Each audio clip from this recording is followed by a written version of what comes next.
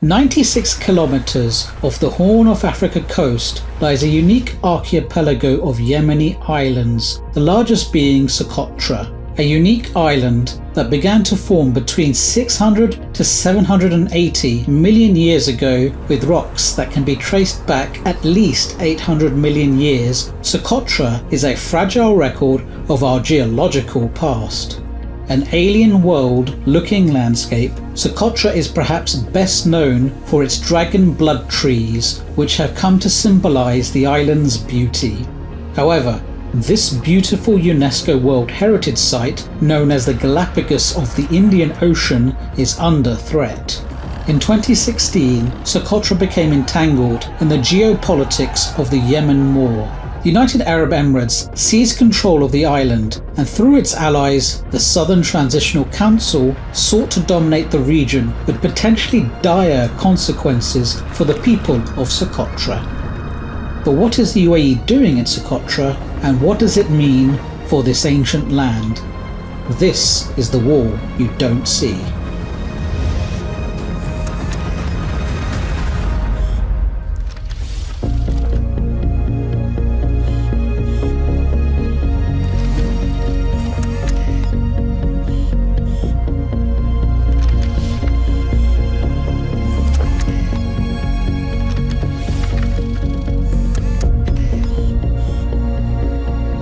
An island abode of bliss is the Sanskrit meaning of the name Socotra. There is evidence that the island was inhabited by hominins, or early humans, 1.7 to 2.6 million years ago. Greek, Indian Brahmi, Southern Arabian, Ethiopic, Palmyran and Bactrian manuscripts have been found on the island, suggesting its ancient importance. A largely Christian island up until the 16th century, Socotra passed from power to power. In 880, Abyssinia, present-day Ethiopia, conquered the island and the Orthodox Church was established. However, by the 9th century, Sultan Imam al-Sult bin al-Malik of Oman seized control of Socotra and made it part of his kingdom. In 1507, the Portuguese were next to take it, and they set up military bases, only to abandon them 3 years later. It was then Socotra's history with Yemen began. In 1511, the Mahara Sultans acquired administration of the island, and the inhabitants converted to Islam. Socotra's fortunes were tied to Yemen. In the 19th century, Britain took over Aden in southern Yemen, and while allowing the Maharas to retain control of Socotra, an agreement between the two meant the island was sealed off to foreign visitors. The Sultanate crumbled as Britain decided to withdraw in 1967, and Socotra was absorbed by the communist South Yemen.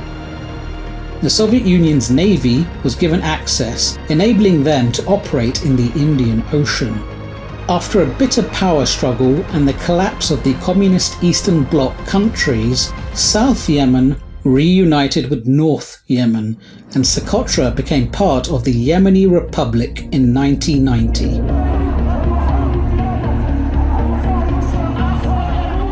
In 2015, Socotra was devastated after being hit by 2 tropical cyclones within weeks of each other.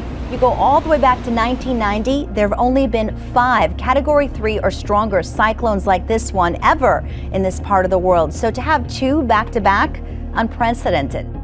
Hundreds were injured, thousands displaced, and much of the island, which had been declared a UNESCO World Heritage Site in 2008, lay in ruins. The United Arab Emirates stepped in to provide aid and launch long-term development projects. Despite promising to rebuild homes, by 2018, none of the construction projects by the UAE had begun and another cyclone hit. No one knows why the project has not been completed. We are average citizens attending to our cattle or fishing to earn our daily bread. Maybe the government officials know the reason, or only God knows. Abu Dhabi's involvement on the island came months after it joined the Saudi-led coalition's war against the Houthis in Yemen. Attempting to reinstall President Abdul Rabu Mansour Hadi as leader of Yemen, Saudi Arabia mobilized 100 warplanes and 150,000 troops for the operation. The Emirates also contributed troops, and its initial entry into Socotra was partially justified as part of this campaign. 2015, after the cyclone hit, this was a great opportunity for the UAE to actually try to build a foothold by building networks. And so what the UAE usually do is they try to find a susceptible audience or community that they might engage with, and obviously doing something that we would call a counterinsurgency strategy most of the time, where you kind of build a local actor from the bottom up, where you kind of win over hearts and minds through humanitarian aid, building some infrastructure, and then on top of that, trying to build a potentially a fighting force as well. The location of Socotra and its closeness to the Bab el-Mandab Strait, a vital regional choke point, gives whoever controls the island the unique ability to influence global trade.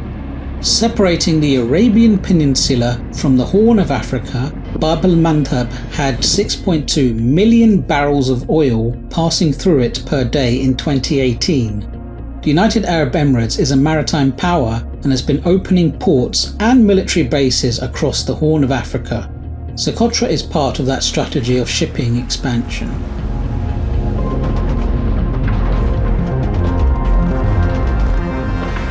In 2018, much to the indignation of its Gulf allies, hundreds of heavily armed UAE troops arrived on Socotra Island. The Emiratis dismissed the Yemeni army and took control of a key port. The flag of the United Arab Emirates has been raised over public buildings in Yemen's remote island of Socotra. The Hadi administration and Saudi Arabia responded angrily, and a few weeks later, Saudi Arabia deployed a military force to the island and requested control be handed back over to the Yemeni government. The UAE agreed. 2018 was the first real surge of military UAE military equipment on the island, so that caused a lot of uproar and dissidence with islanders who obviously don't want to be pulled into that Yemen conflict. It's a peaceful island, it's not connected necessarily to the war in Yemen, and they now were sucked into this conflict because of the Emirati interests. Despite an agreement to hand sovereignty back over to the Yemeni government, both Saudi and the UAE were still maintaining control of the island. A researcher from the Carnegie Middle East visited Socotra in 2019 and noted the second he turned on his phone after getting off the plane, he received a message welcoming him to Saudi Arabia. His phone was picking up signals from telecommunication networks operated by the Saudi military bases nearby. Locals told him Saudi set up their own networks shortly after arriving because they did not trust the UAE-owned networks already operating on the island. The Yemeni government denounced both its allies and accused them of staging a coup on the island. The Saudi Emirati coalition alleged it had stepped in to support the legitimate government, but we all came to know that they are here for their own greedy agenda, namely to control our islands and strategic maritime routes. What made matters worse is the United Arab Emirates' backing of a breakaway group in southern Yemen called the Southern Transitional Council, or STC. Formed in 2018, the STC sought to revive the old idea of an independent state of South Yemen. The UAE threw its weight behind them.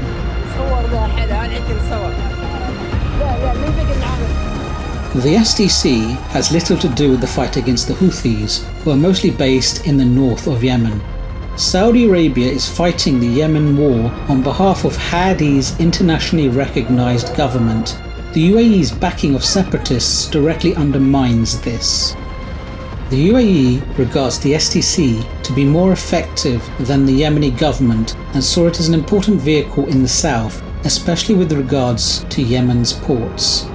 The STC, I would describe them as a very loose surrogate, but it has a clear hierarchy in a way of there's a leadership there, and that leadership has been used as well by the UAE to sell the STC overseas, sell them to Russia, sell them to Israel.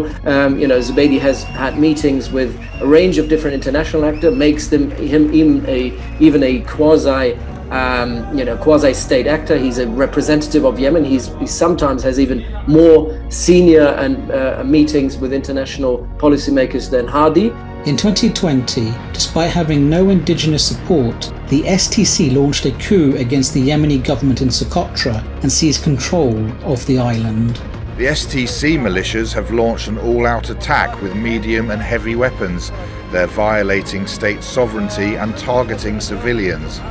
All ministries are now under the STC's control, and while there have been protests against their rule from locals, the UAE, despite officially withdrawing from the island, maintains military bases and props up the STC's rule.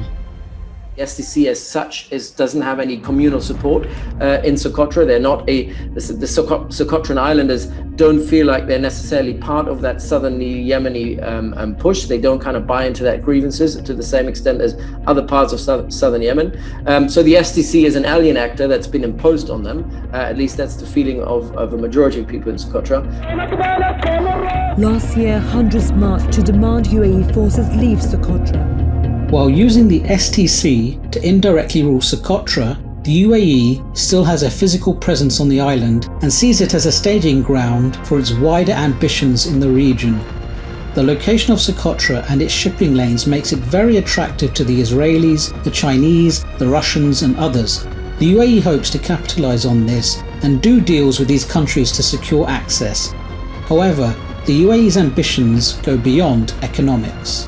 What the Emiratis have done, they've built at least two relatively small SIGINT components, so that's signal intelligence components, which are run by Emirati military officers in military uniform. So these are not contractors, these are not private commercial actors, this is the UAE military. But obviously they're not there to fight, they're there to use the island and build infrastructure that they can use for signal intelligence. Why is this important? Because Socotra, if you look at it, is a fairly mountainous island with some high elevation plateaus, which means you can actually use this very well for signal intelligence, and even going not only looking at southern Yemen but also in the Horn of Africa. Beyond that, you have it's kind of at a crossroads of undersea ocean cables. So the UAE have been tapping into these ocean cables, obviously some going into Yemen, but others also going into the Horn of Africa.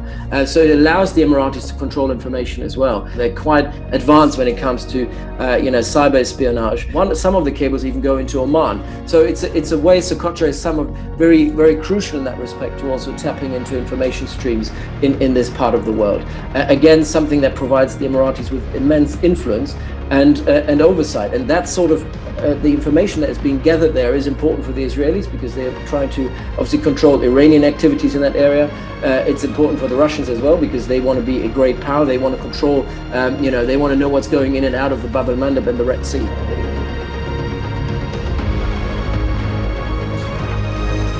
In 2021, reports emerged claiming the UAE was offering tourists a chance to visit Socotra. Videos, pictures, and social media posts showed Western tourists enjoying the ancient island.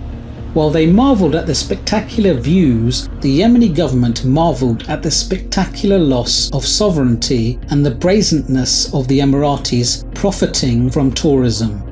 Their indignation was made worse by claims Israelis were vacationing there too, following the US's sponsored normalization deal between the UAE and Israel in 2020. Yemen's tourism ministry released a statement attacking the UAE, claiming running tour groups was part of its plans to occupy the island. For the time being, there's very little the Yemeni government can do. Despite backing from Saudi Arabia, no major power is prepared to confront the UAE over Socotra, and every country from Russia, China, France to the US has given their tacit approval for it to remain. In 2020, the UAE officially pulled out of the Yemen war, but maintains its interests in Yemen through the STC. The grab for Socotra, which happened under the guise of the Yemeni war, was in fact part of the UAE's economic strategy to move away from the petrodollar and diversify itself, which has included trying to control maritime access to ports throughout East Africa and controlling routes from Asia to Europe. Socotra will remain in the UAE's hands for the foreseeable future, much to the angst of the local population, who feel like they are being used as pawns in someone else's great game.